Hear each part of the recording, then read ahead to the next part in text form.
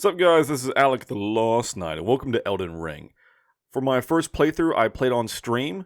The stream VODs are also being posted to this channel. These videos are an edited Let's Play series, so if you want to see unedited VODs, please watch those. These are for edited gameplay. Thank you, and enjoy. Here, I think? I don't know. We're going to find out. Anyway, the drinking rules are as follows. I have a beer. I will drink said beer per death. I have water. I will drink water every time I rest at a grace. This one, we open the stream, alright? I'll get it in a second. I also have some energy drink that I'll be working on because I'm trying to be energetic. That's in this mug. And if I die by gravity, if I fall off a ledge and die, fall to my death. Shot glass, I'll take a shot. So, yeah, I mean, you're absolutely right.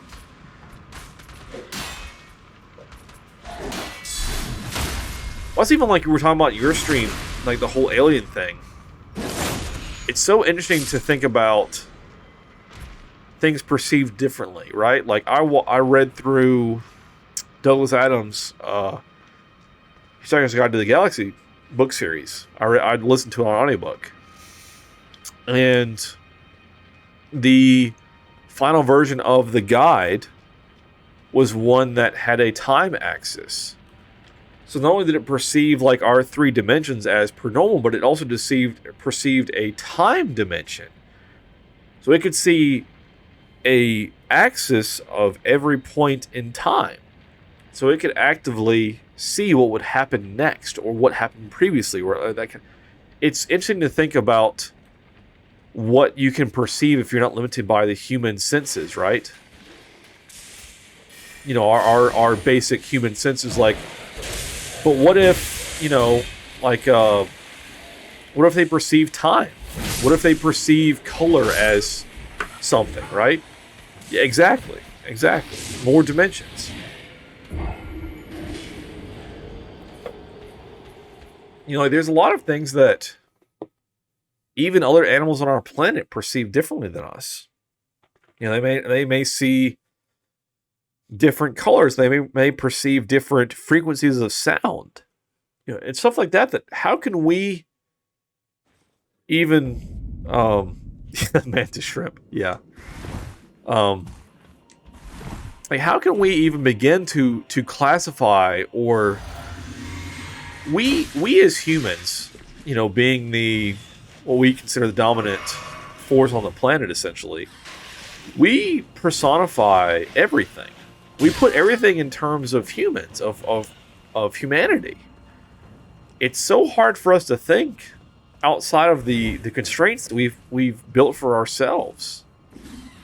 You know, like how are we to comprehend something that doesn't live to our standard?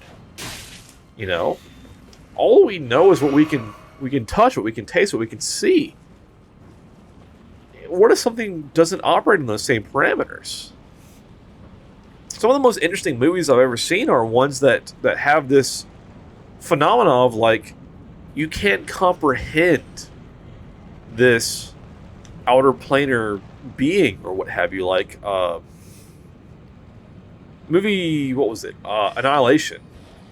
The alien and all that shit. Like, that was very interesting. Because it's, again, one of those things that you get done watching the movie and you're saying, what the hell did I just watch? But that's the point, right? Like, if we were to actually encounter aliens, we would be like, what the hell just happened? Because who's to say that they are anything similar to us?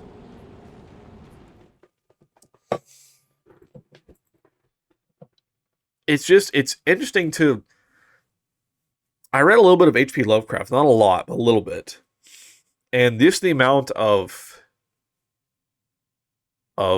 he found or something, some entity or some construct that's wild. So many fucking colors that was incomprehensible and would literally break your mind to even perceive. So, like Bloodborne, I think you would be very interested in the game Bloodborne. I haven't beaten it yet. I need to play it on stream. But Bloodborne is very eldritch horror, very H.P. Lovecraft, because it has enemies and bosses and things that you go crazy just by looking at. You start building up madness just by looking at, as a game function. Or like, the more insight you gain in Bloodborne, the more reality starts to change around you. You start seeing enemies that weren't there before. You start seeing these beings that weren't there previously. So as you gain insight into the world around you, you start seeing it differently. It's a very interesting concept. That's why Bloodborne is hailed as one of the best FromSoft games, because it is such an interesting conceptual game, in addition to its gameplay, that you have these eldritch, otherworldly abominations that essentially break your mind to even consider, let alone perceive. Which is wild to think about, you know? Again, like, how are you supposed to, you know, if it's beyond our understanding, beyond our senses? You know, you're talking about overloading your senses and all that kind of shit. Like, how can you perceive something that you can't comprehend? Yeah, all the knowing stuff. Yeah. Know that you know that you know that you know. Yeah.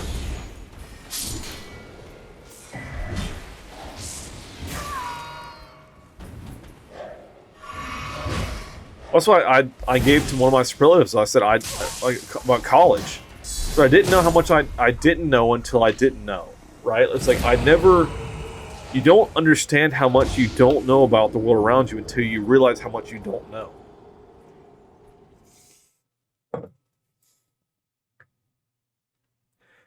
It's so easy to think that, oh, I know everything about the subject. So you're presented with something that says, no, you don't. You know, and it's the how do you comprehend new information? So one of my math professors, actually, he was calculus 2 in college. His whole thing was that the way you're supposed to learn, and especially calculus, is that you gain new information. And he says that it's like having a toolbox. He says that when you gain information, you pull out what you know, and you put it in your hand. You say, okay, this is what I know. You compare what you just learned, and the other hand, you say, okay, this is what I know, this is what I just learned. How do they compare? How do they differ? Do I need to update what I know? Do I need to change my opinion? Do I need to incorporate it? What do I need to do with this new information? He says that the key is having a knowledge base you can compare the new information to. Because new information without any context is hard to comprehend because you can't compare it. He said comparing new information to what you know is how you learn new things and adapt it and be able to use it. Which was brilliant to me. I mean, honestly, it was a great professor. But it's all about comparing and adapting what you know. It's one of those things like, you know, are you going to be closed-minded and say, okay, well, I know the subject. You know, I don't need any more information. But what do you do when you're presented with new information? Do you throw it out? Or do you accept it? Or do you, like, compare to what you already know and say, okay, I need to adjust what I believe? How do you interact with new information? Also, where the hell am I going? We made it here. Is there like a downward path I can drop onto? Or I'm getting killed mercilessly. Yeah, there we go. But it's always the question of how do you accumulate and accept new information, right? Like, do you just off of principle reject it? Do you see a source of differing information than what you personally think or believe and say, no, that's incorrect? Do you dismiss it offhandedly? Do you compare it to what you know, take pieces of it, and move on. Like, how do you assimilate information, right?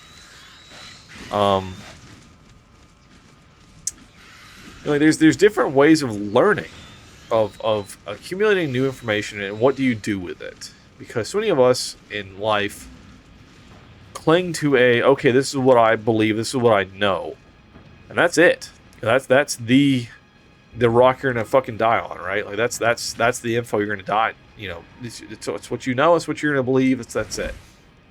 Don't tell me anything different. And again, it's the ability to be able to take that knowledge and compare it to whatever you hear and learn and say, okay, how does it compare to what I already know? Do I need to adjust what I believe? Is what I believe or know incomplete? Should I accept and assimilate this new information into my knowledge base? That makes a huge difference. Okay, I made it here. Where the hell am I going now? Okay, here we go. Here we go. So much chance for falling to my death and an extra shot. I just don't want to. Here we are. Here we are. There better be an effing grace here, or else it's gonna be a bad time. Hello, Banished Knight. Possibly another brand of mine. We already got Lost Knight and Fallen Knight.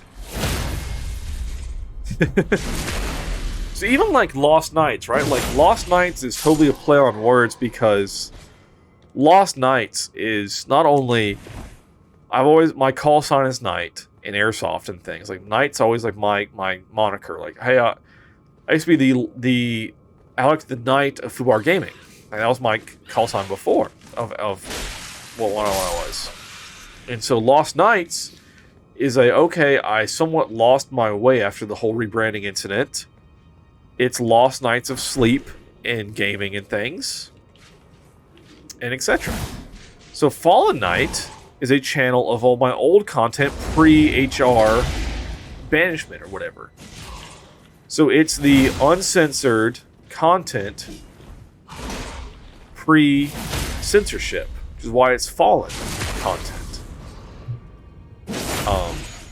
I do the same thing. I do a lot of like wordplay on some of my stuff, like Lost Knights Odyssey.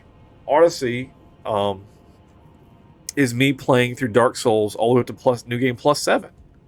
It's a adventure and story of me trying to get to the hardest difficulty, and I'm the one that fucking survives. So that's very much on Odyssey, you know.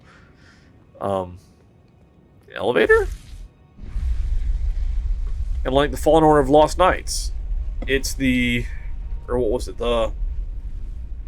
Final Order of Lost Knights. An order is a group of knights, and Final Order because we're playing Final Fantasy.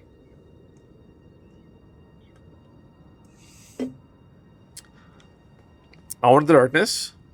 Yeah, I do a lot of wordplay. I think it's a lot of fun.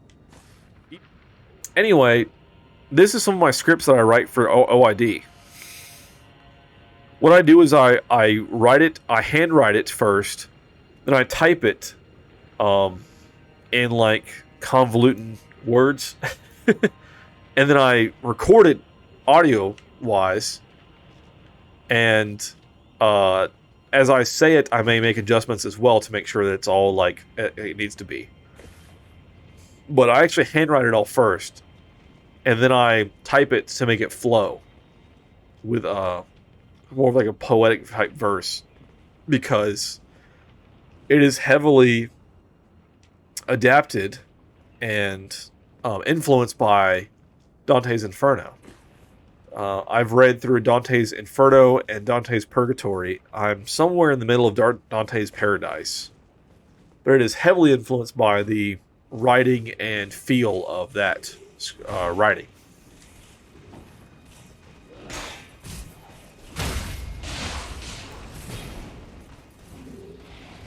I'll let this play out.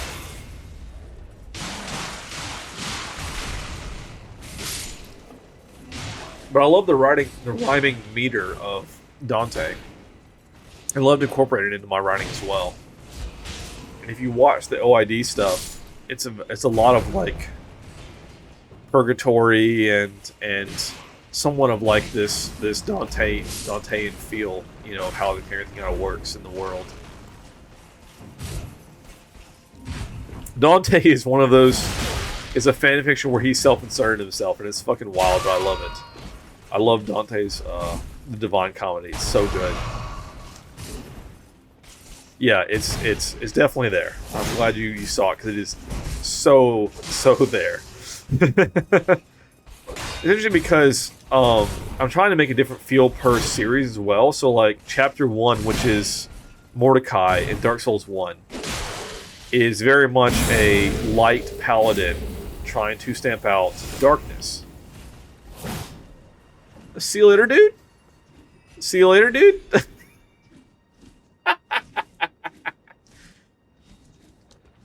Dark Souls 2 is actually 2 characters, and one is already on the dark path. One is light but turning dark, essentially.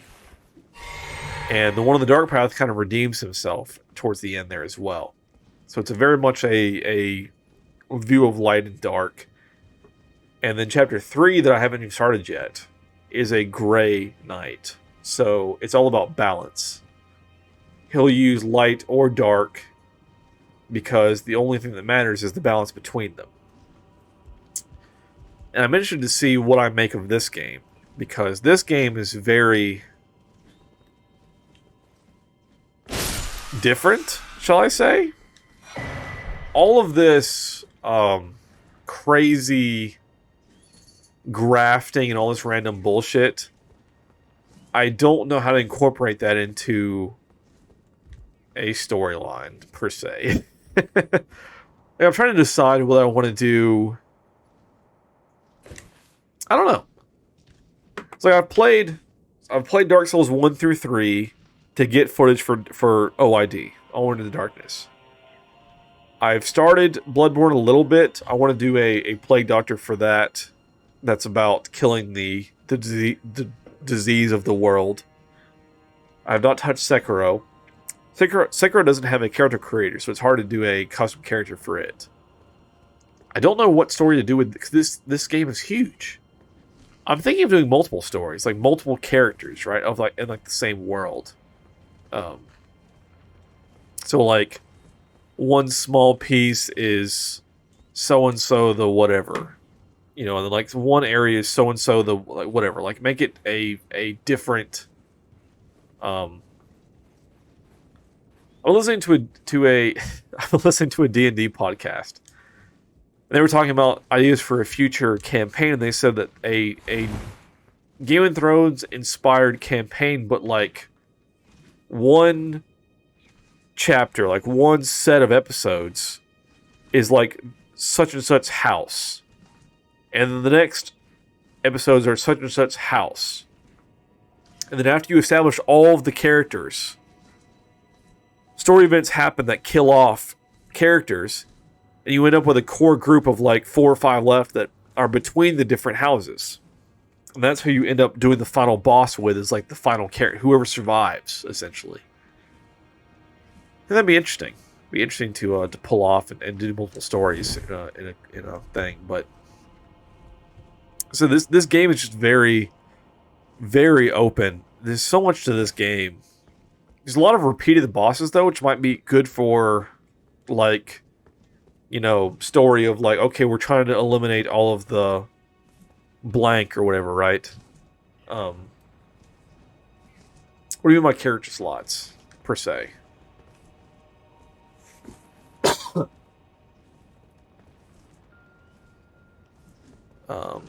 Where the hell am I going? I keep exploring and I keep running into like dead ends. I don't know where I'm going. I just got the bolt. Okay. Okay. Side path started. 5 gnolls. I did that.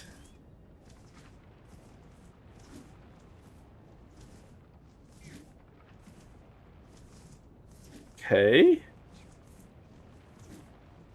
I'm just this freaking game. Oh, like, I mean, a bunch. So I guess the question is, right, is like, so for OID Chapter 2, we had two characters in Dark Souls 2, but it was the same save file. So, like, say this is one character, and then he did areas A through D or something, right? And then, like, oh, this character did the next four areas, and it's a different character, right? Like, that's how I changed it in OID Chapter 2. It was the same save file, the same playthrough, but I took some enemies and said, okay, you're part of A storyline. These enemies are part of B storyline. And I just changed armor and weapons. Same character build, I just changed what they looked like and what they were using. And said, okay, you're a different character. But you can have a bunch of different save files, though, like, for sure. What was I wearing? I had the scale set. There we go. I mean, I'm sure you can do like 10 or more. I mean, there's a bunch of room on the save thing, I'm sure.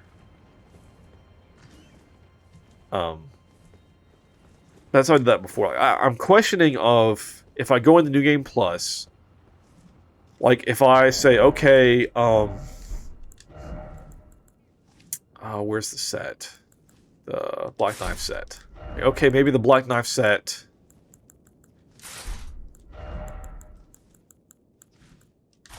Like, this is a character with, you know,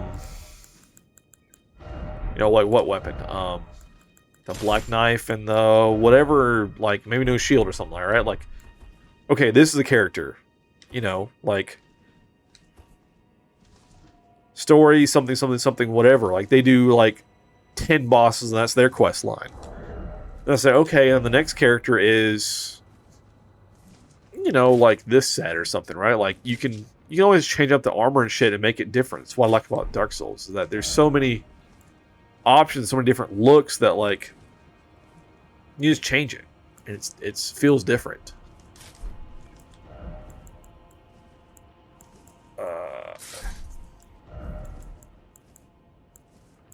So it was what I did before. I did this. It was the same character, and I won't spoil it, but like, it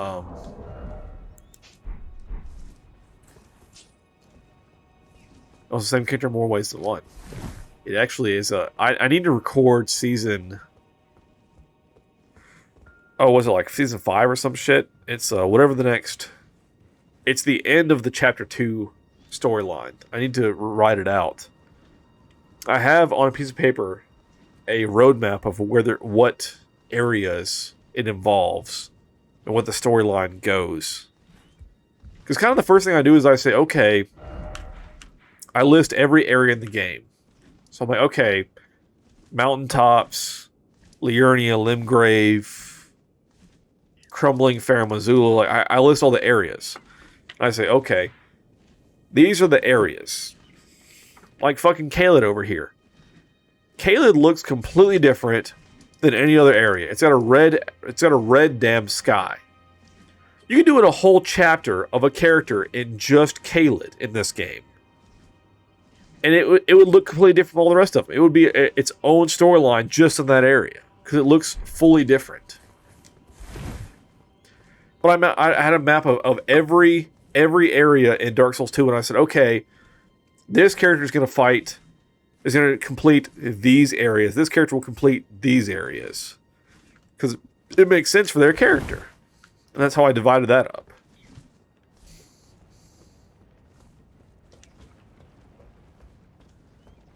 But anyway, I said Dark Souls 1 was fairly easy. I didn't do completely like straight progression. I did a little bit of back and forth because some areas actually are kind of disjointed and they feel like they should belong to other areas. I actually connected them in my storyline, which was pretty neat, I think. Like the what is it? The Darkroot Basin randomly has crystal golems. Whenever crystal golems are otherwise only found in the Duke's Archives like area near Crystal Cave. So I said, okay, Darkroot Basin leads into Crystal Cave. I connected them. So I said it makes more sense because the enemies are already here. And I think it'll float a little bit better, if anything. I actually kind of connected their disjointed areas and made my own story out of it. All right, let's see where the hell I'm going next. I did the Crucible Knight fighting Beastmen. Did that. Did I kill the Crucible Knight? Did I actually kill him? Did I die to him? I killed him. Holy shit, I'm... Okay. Head southwest, and you'll encounter gnolls. So this way. I already did all that. I got the bell bearing. I got the ambush. I did the thing.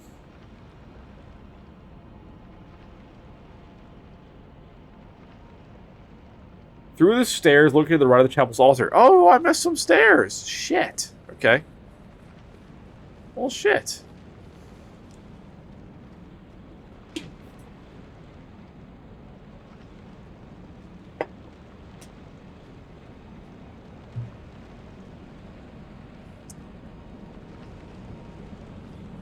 But anyway, that's what I like about...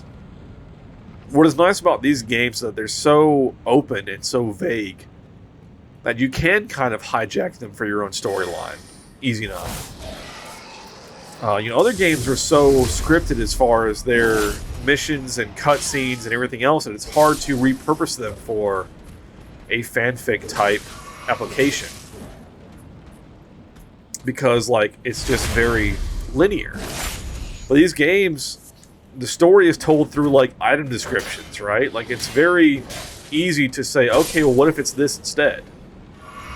It is. It's very interesting because it leaves a lot of questions. Okay, how do I learn about... Shit. Okay. The Black Knife set, right? The Black Knife guys. The assassins that carried out the deeds of the Knight of the Black Knives were all women, and rumored to be Newman, who had close ties with America herself. What?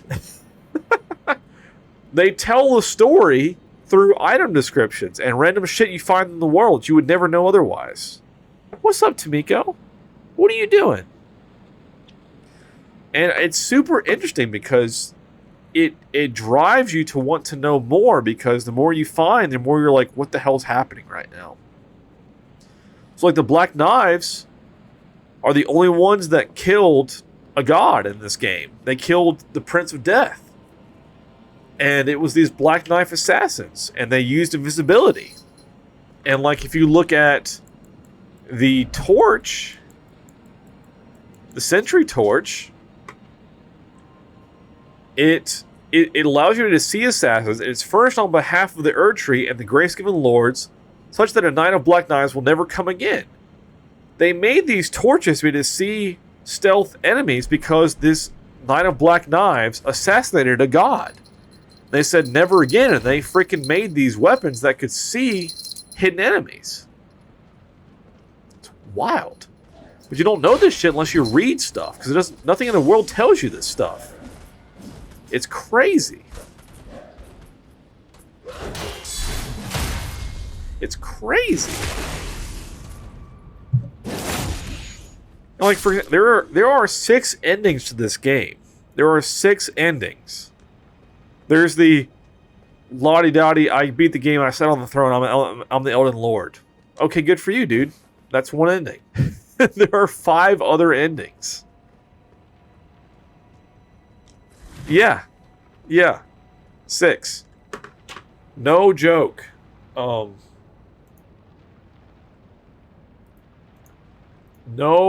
joke. So there's the normal ending, the default end in the game, where you just become Elden Lord and you mend the ring or whatever. There's the Dustborn ending, where you do Fia's quest line.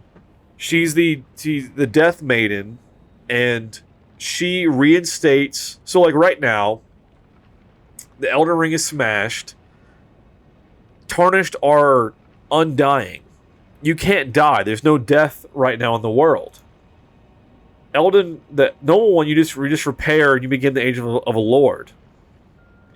But Age of the Dustborn, you do Fia's quest line, you reinstate the death rune, and you reinstate death to the world, and you end immortality. You continue the natural order of things. You reinstate death to a world that does not die. Despair. You get with the Dung Eater. You curse the world. You curse everyone. Everyone is born into curse. It's bad. It's a bad ending. You curse everyone, and they all have curse. Age of Order. You do this whole quest line. You get the order thing.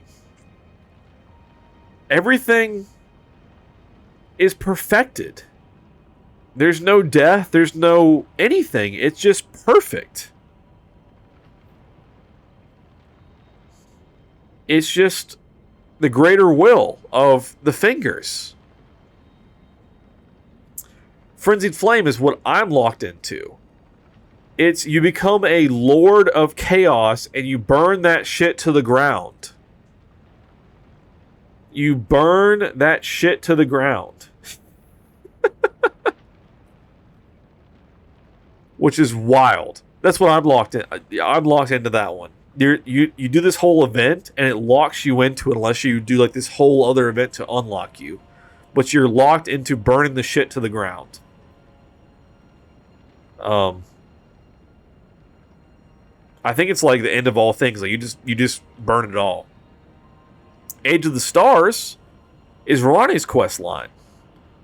And she is like the magic flourishes ending. Like the world turns into magic. And magic flourishes and it's the Age of Stars. And magic and the Harry Potter ending, essentially. So, those are the endings. Normal, dum-de-dum-de-dum, reinstate death, curse everyone, reinstate order, burn it to the ground, or let magic reign are the endings of this game. So, you're welcome. Like I said, I didn't know. I heard that typically Dark Souls games have one or two endings. And typically I pick the dark ending because I think it's more interesting. Like Dark Souls 1 is either relight the flame and keep the cycle going, or let that shit burn out and become the Lord of Darkness, which I think is way more interesting. What I usually pick is the Age of Darkness. So I picked Chaos in this one because there's a dude that, let's see if I can find this. Shabriri has this great line. This dude. He's like, let chaos reign or some shit. He goes wild. It's one of the funniest things I've ever seen in my life. He just like, he goes ham about like, let chaos reign. And it's crazy. He just like, yells in your face like, let chaos reign. And it was like, okay, I'll do this. I'll do it. I'm up for it, dude. Let me see where this is in this freaking video.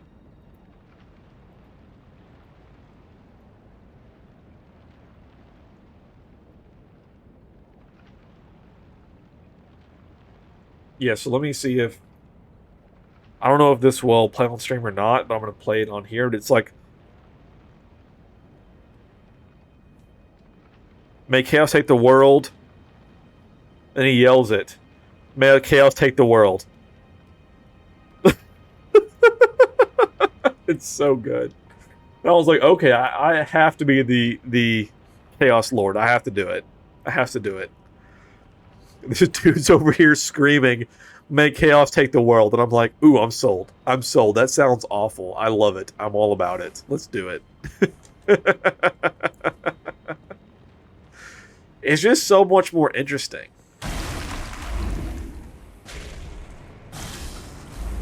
I like the dark ending. It's just like, absolutely, let's do it. Let's do it, dude. Yeah, exactly. Burn that shit to the ground. There's no saving anything. Let's just burn it. Burn it to the ground and restart. Ooh, hello, I'm about to die? Sweet. I love to see it.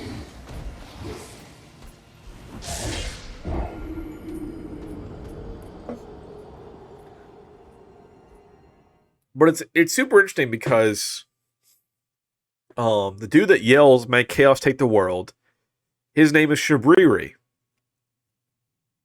The eyes that you give to maidens to where they can see are Shabriri grapes, which are just eyes they eat, and they can see a path going to the three fingers, which are part of the chaos ending.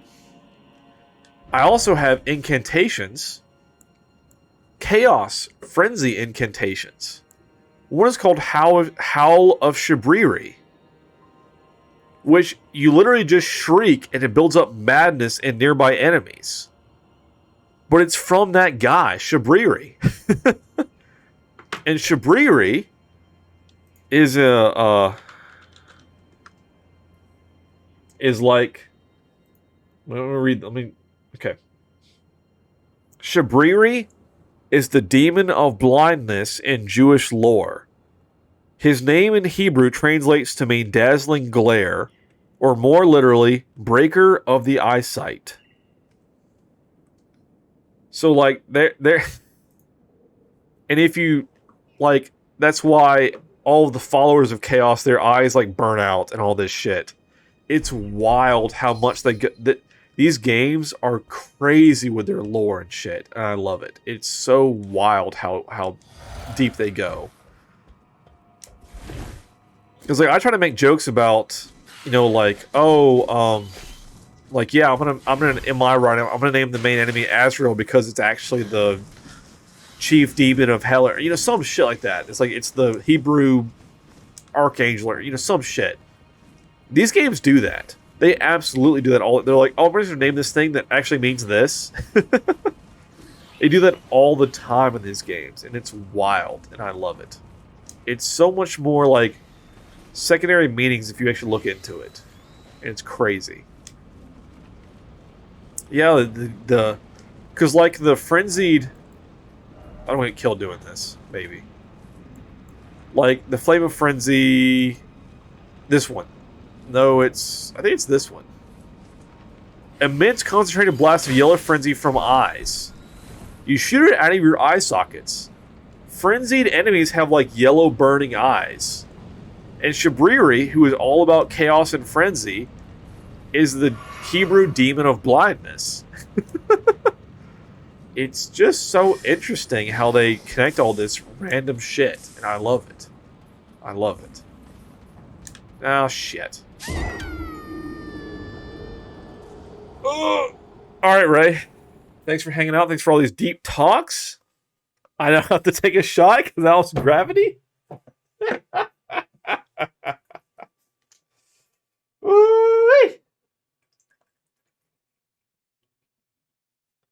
Like, we needed more of that, right?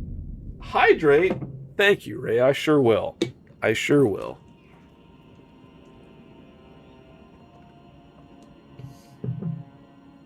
Alright, Ray. I'll try to pop my next stream if I'm not streaming myself. Thank you for hanging out. Thank you for chatting. And I'll see you next time.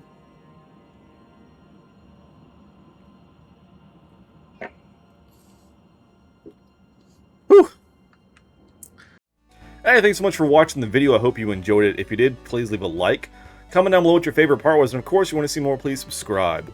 I'm Alek, the Lost Knight. I stream Monday, Wednesday, and Friday evenings, and sometimes Saturdays if I'm in town. So, hopefully you enjoyed it. If you want to catch me live, catch me on Twitch. Otherwise, check out my socials below. I'll see you guys in the next one.